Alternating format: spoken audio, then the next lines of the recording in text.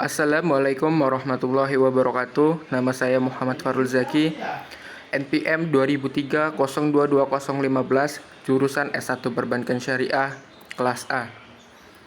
Yang terhormat, dosen pengampu mata kuliah Sejarah Pemikiran Ekonomi Islam, Bapak Muhammad Hanafi Zuardi, SHI, MSI. Pada kesempatan kali ini, saya akan menjelaskan sejarah pemikiran ekonomi Islam pada masa Bani Abbasiyah. Perkembangan ekonomi Islam saat ini tidak bisa dipisahkan dari sejarah pemikiran Muslim tentang ekonomi di masa lalu. Adalah suatu keniscayaan bila pemikir Muslim berupaya untuk membuat solusi atas segala persoalan hidup di masanya dalam perspektif yang dimiliki. Sejalan dengan ajaran Islam tentang pemberdayaan akal pikiran dengan tetap berpegang teguh pada Al-Quran dan Al-Hadis. Konsep dan teori ekonomi dalam Islam pada hakikatnya merupakan respon pada cendekiawan Muslim terhadap berbagai tantangan ekonomi pada waktu tertentu. Ini juga berarti bahwa pemikiran ekonomi Islam sesuai Islam itu sendiri. Yang pertama, pada masa Khalifah Abu Ja'far Al-Mansur. Pada awal pemerintahan beliau, perbendaharaan negara dapat dikatakan tidak ada karena khalifah sebelumnya, Al-Safah, banyak menggunakan dana Baitul Mal untuk diberikan kepada para sahabat dan tentara. Karena hal tersebut, Khalifah Al-Mansur untuk bersikap keras dalam peneguhan kedudukan keuangan negara. Di samping itu juga penumpasan musuh-musuh khalifah sehingga pada zaman itu dikenal sebagai masa yang penuh dengan kekerasan. Dalam mengendalikan harga-harga, Khalifah Al-Mansur memerintahkan bawahannya untuk melaporkan harga.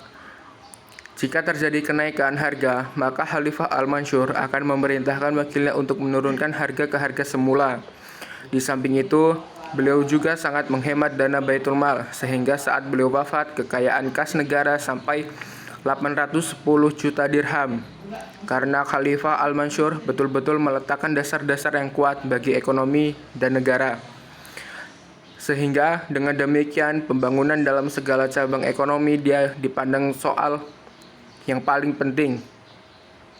Yang kedua, pada masa Khalifah Harun al-Rasyid. Pada masa ini pertumbuhan ekonomi berkembang dengan pesat dan kemakmuran Daulah Abbasiyah mencapai puncaknya. Ia membangun Baitul Mal untuk mengurus keuangan negara dengan menunjukkan seorang wasir yang mengepalai beberapa dirwan. Pendapatan Baitul Mal dialokasikan untuk riset ilmiah dan penerjemah buku-buku Yunani. Di samping itu, untuk pembiayaan pertahanan dan anggaran rutin pegawai. Pendapatan tersebut juga dialokasikan untuk membiayai para tahanan dalam hal penyediaan bahan makanan dan pakaian musim panas dan dingin. Selain itu, Khalifah Harun juga sangat memperhatikan masalah perpajakan, sehingga beliau menunjuk Abu Yusuf menyusun sebuah kitab pedoman mengenai perekonomian syariah yang kitabnya berjudul Al-Kharaj. Sumber-sumber pemikiran ekonomi Islam pada masa Khalifah Harun. Yang pertama, perdagangan dan industri. Dibangunnya sumur dan tempat-tempat istirahat di jalan yang dilewati khalifah dagang. Yang kedua, dibangunkan armada dagang. Yang ketiga, dibangunkan armada untuk melindungi pantai-pantai negara dari serangan bajak laut.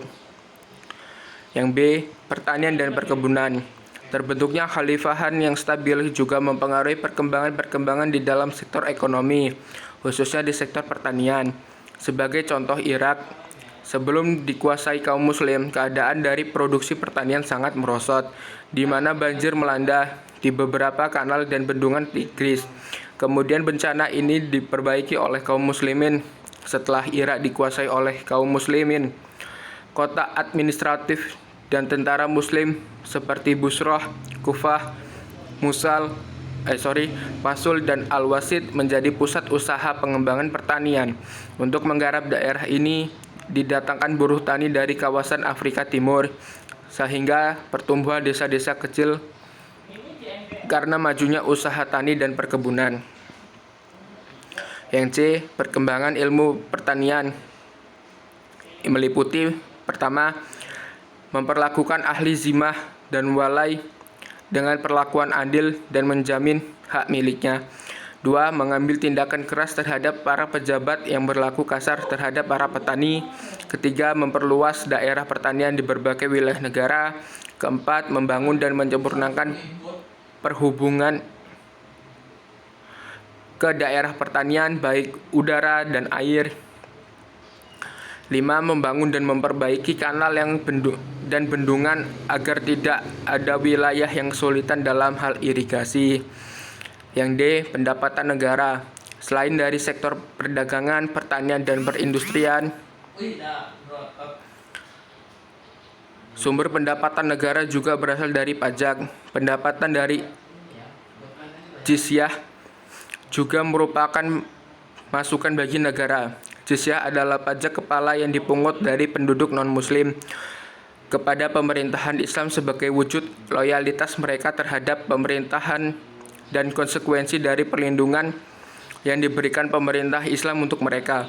Sumber pendapatan lain adalah dari zakat, asyur, al-tijirah, dan kharaj. Pada masa Harun al-Rasyid terdapat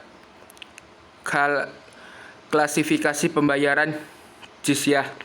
Mereka yang kaya dikenakan jizyah sebesar 48 dirham, golongan ekonomi menengah sebesar 24 dirham, sedangkan di bawah itu hanya 12 dirham. Yang ketiga, pada masa Khalifah Umar bin Abdul Aziz. Khalifah Umar bin Abdul Aziz menerapkan kebijakan otonomi daerah. Setiap wilayah mempunyai wewenang untuk mengelola zakat dan pajak sendiri-sendiri dan tidak diharuskan menyerahkan upeti kepada pemerintah pusat. Bahkan sebaliknya, pemerintah pusat akan memberi bantuan subsidi kepada setiap wilayah Islam yang minim pendapatan zakat dan pajaknya. Dengan demikian, masing-masing wilayah Islam diberi kekuasaan untuk mengelola kekayaannya. Jika terdapat surplus, Khalifah Umar bin Abdul Aziz menyarankan agar wilayah tersebut memberi bantuan kepada wilayah yang minim pendapatannya. Untuk menunjang hal ini, ia mengangkat bin Jahdam sebagai amil sodakoh yang bertugas menerima dan mendistribusikan hasil sodakoh secara merata ke seluruh wilayah Islam. Pada masa pemerintahannya, sumber-sumber pemasukan negara berasal dari zakat, hasil rampasan perang, pajak penghasilan pertanian. Pajak ini di awal pemerintahan Khalifah Umar bin Abdul Aziz ditiadakan, mengingat situasi ekonomi yang belum kondusif. Setelah stabil, perekonomian masyarakat membaik, pajak ini ditetapkan dan hasil pemberian lapangan kerja produktif kepada masyarakat luas akan tetapi kondisi Baitul Mal yang telah dikembalikan oleh Umar bin Abdul Aziz kepada posisi yang sebenarnya itu tidak dapat bertahan lama. Keserakahan para penguasa telah meruntuhkan sendi-sendi Baitul Mal dan keadaan demikian berkepanjangan. Jika ada demikian yang bisa saya sampaikan. Jika ada kesalahan kata, saya mohon maaf. Kepada Allah saya mohon ampun. Saya akhiri. Wassalamualaikum warahmatullahi wabarakatuh.